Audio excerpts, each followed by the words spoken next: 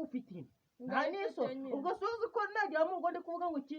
kuvuga ngo nagutenda kabe bagiraga ngo nitonda nese si wowe wayinteye urabihakanye ko atari wowe wayinteye uretse nkwereke bakura binywa njye ntabyo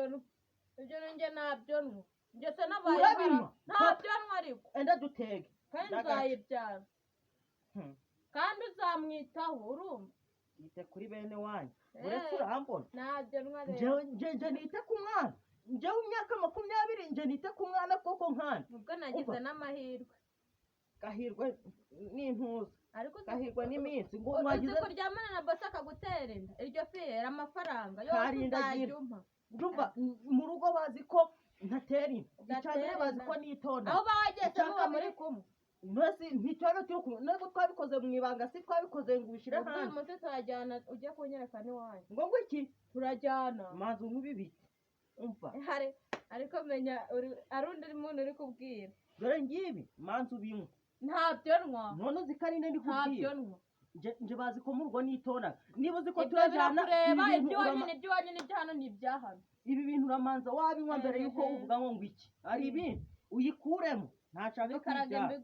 bikarage mbigure ubihende wewe nanyere ko kugira ngo ndi gukina ariko buriya ko wabirya ari wowe ko bitari kuno wabirya ari wowe ndetse nze nkwereke urabyumva ungiye kukuyobora uyobora nde wowe njyewe unyobora wowe ubusa njye nawe ukwiye kuyobora undi kumenya ngo nkutwitiye umwana uwo mwana paka agomba hari ikintu agomba avemo